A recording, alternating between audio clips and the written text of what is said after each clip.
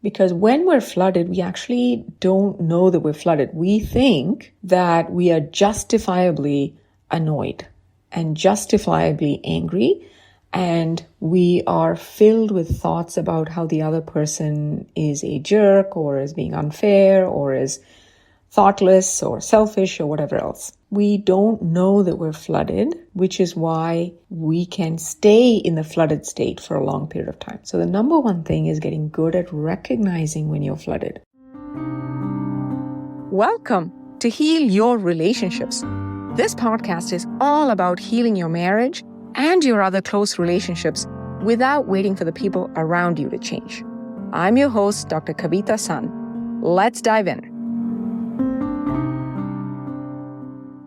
Hello, my friends. Happy Thursday. Oh my gosh, I can't believe that I've been chatting with you guys for months and months of Thursdays now. It feels really good to have consistency in my relationships, right? That's another form of a need for me, certainly, and probably for you too. Many of us need a sense of consistency and certainty and dependability in our relationships. And it's fascinating how a weekly podcast actually builds that in my heart. And I'm hoping it is being received in yours as well. So I wanted to talk about stonewalling today. It's a really slippery but super important topic in relationships, whether it is with somebody that you're romantically committed to or married to, or it could even be in your close friendships. It could be with your mom or your sister. Typically, it shows up in close relationships. Why is that? Now, it may be that you're a stonewaller or somebody else in your life is a stonewaller, but either way, it doesn't often show up in, casual work relationships or colleagues or casual friendships because our attachment wounds don't get poked by those distant relationships, which is why, I've had clients say to me, I can communicate great with my colleagues and my friends, but why can't I communicate? Why do I get so overwhelmed or anxious or angry with my husband or my mom? It's because your attachment wounds are not being poked. They're not even active in distant relationships. That goes for everyone else in your life as well. So today what we're going to talk about is, number one, what is stonewalling, right? How do you even recognize it? Number two, why does it happen? Number three, the different kinds of stonewalling. And number four, 3 steps to begin to tackle it. All right. So stay tuned and listen to the end because I'm going to really break this down. So number one, what is it? Stonewalling is basically a flooding of somebody's nervous system. When a person is about to go into stonewalling or is stonewalling, their nervous system is actually overwhelmed. They are flooded, right? What is a flood? It's literally when the water overpowers the capacity of the river bank to hold it. That's the same thing here. Your nervous system has been overcome. The stimulus that's coming in is beyond the capacity of your nervous system or your loved one's nervous system to contain or process in that moment. That is what stonewalling is. It can appear and come across as if the other person is calm, and it may even appear that they don't care or they're being dismissive. But in actuality, when we put biomedical markers, right, when we have heart rate monitors and other sensors that pick up sweat, that is a reflection of your autonomic nervous system. These are all buzzwords to say that there are lots of ways in research that we can tell that whenever someone is in stonewalling, their autonomic nervous system is in overdrive and they can barely think. So that's number one. You want to know what it is. Number two, why does it happen? So the why is simpler than you would think. The thing is, human beings, every single one of us, we have a primitive brain called the amygdala, which is concerned with conserving energy, finding food, and keeping us alive and keeping us out of danger. That means that since now you are alive, whatever you are doing right now, your amygdala thinks is a good idea because clearly you're alive and clearly you have enough food to eat. So it must be working. Remember, another thing that it likes to do is conserve energy. So it's not going to be looking for a better system because just looking, researching, trying things requires spending energy. And the amygdala does not want to spend any excess energy. It wants to conserve energy just in case a tiger is chasing you tomorrow and you need all that energy to be able to escape. So this amygdala is there in every single human being. Some of our amygdalas, when it is in fear, when it's worried for your safety, will turn into shutdown, which means that it sort of goes into its shell. It makes you go into your shell. And inside your shell, you can actually do two different things. You might be the kind of person who goes into the shell and just sort of waits out the storm, waits for it to pass, maybe even rolls your eyes a little bit internally, thinks that the other person is too emotional and that they just need to calm down and you've decided to just wait it out. That's one kind of stonewalling or withdrawing. Another kind is when you are also in your shell, but instead of just sort of waiting out the storm, you are brooding actively and very angry about what you perceive as slights or insults or intentional wrong turns by the other person, and you're brooding within. That's another kind of shutdown. And the brooding kind is often the kind that we're talking about when we're talking about the flooded, right? Your emotional system is flooded and you feel very much in fear. You may not even identify it as fear because it's probably covered up in anger when you're brooding.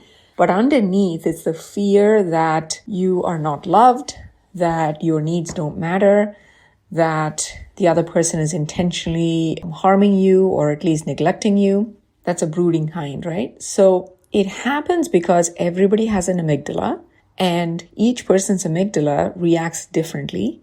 Some of us will react by actually expressing more and more of our emotions and needs and anger, right? So those are the opposites of the stonewalling. They're the people who are yelling, threatening, crying, begging, complaining, criticizing.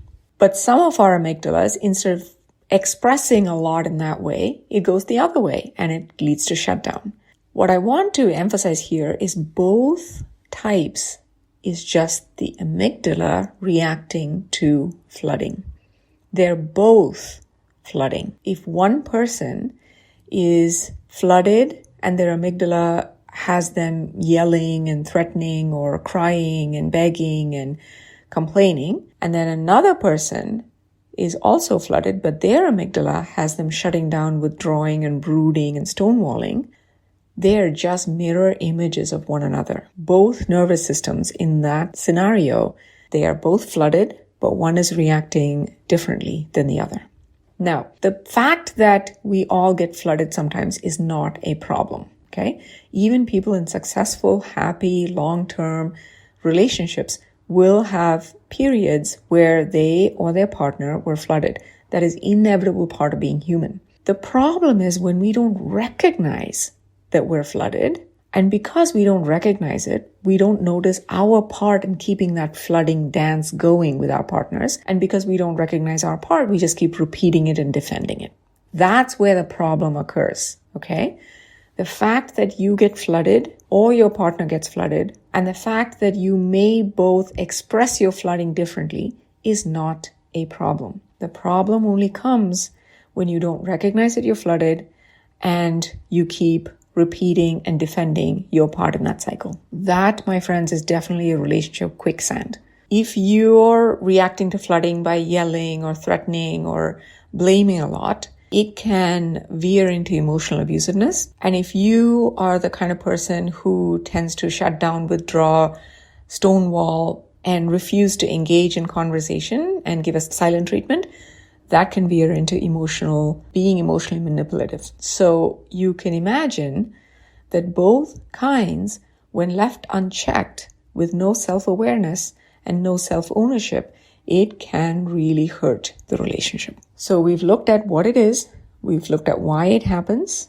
We've looked at the different kinds of flooding, right? We've looked at even within the withdrawal kind of reaction, you can have the dismissive, just waiting out the storm, and you can have the ruminative, brooding type. And we talked about how each kind of flooding itself is not a problem, but that when it is left unchecked, it can veer into emotionally abusive territory or emotionally manipulative territory.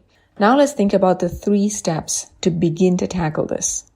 This topic alone, I could talk for 48 hours straight on this podcast. There's so much to unpack here. But I'm just going to start giving you 3 steps. And I want to tell you also that every Thursday in our free Facebook group, Heal Your Relationships is the name of the free Facebook group. It's a private group. And inside the group, every Thursday evening, I go in depth on these topics with scripts and examples. And I take your questions and I answer them and make sure that the models that I'm teaching, you can apply and customize to your unique relationship. And that's something that we're going to be doing today too, right? You're listening to this probably sometime on Thursday, but later today, we're going to be in our Facebook group unpacking this topic in a very deep level and customizing it to your unique situation. So come and join us. It's a free Facebook group. The link is in the show notes. Okay. 3 steps. Number 1, get really good at recognizing flooding within you.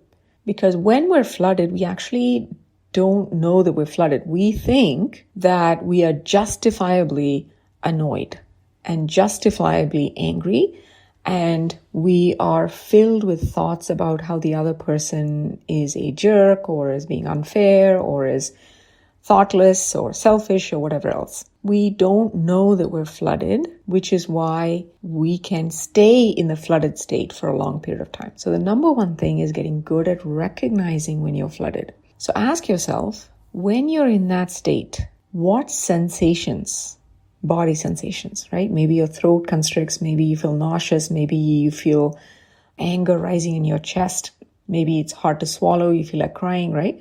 What sensations, what thoughts, what feelings, and what urges come up for you. And you want to differentiate between feeling 6 out of 10 overwhelmed versus 8 out of 10 flooded. Why is that important? Because when you can recognize your beginning of possible flooding at 6 out of 10, you can actually prevent it from becoming full-on flooding. Because remember, full-on flooding, when it happens frequently and without recourse, it can really damage a relationship.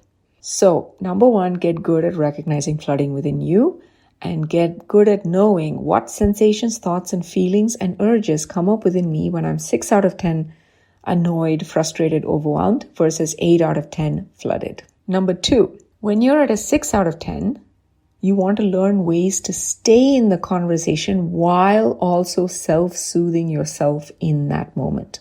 Really important. 6 out of 10 does not mean that you need to leave the conversation. It does mean that you need to connect with your body and learn ways to soothe yourself while staying in the conversation so that it can stay at a 6 out of 10 or even maybe go down to a 5 out of 10, but certainly does not go to an 8 out of 10. Because important conversations are going to be a little bit uncomfortable, we don't want to run away every time something comes up as a 6 out of 10 for us. What we do want to do, though, is learn to pick up those signals and self-soothe in the moment so we can stay in the conversation in a productive way, okay? Another aspect of the second step is when you're an 8 out of 10, you have to ask for and take a break. And there's a way to ask for and take a break. You don't want to say, you are being X, Y, and Z right now. I'm not going to talk to you until you calm down. This is what many of us often make a mistake with. That is not the way to take a break. There is a way to take a break that actually preserves your dignity and integrity and also preserves the connection in the relationship. So for now, suffice to say, you want to learn how to ask for and take a break. That break should be at least 20 to 30 minutes, maybe even longer, depending on if you're just starting to learn how to do this, you may need longer time for your nervous system to calm down, but minimum 30 minutes. And equally important is to come back to continue the conversation, either 30 minutes later or that night or the next day. Don't delay by more than 24 to 48 hours.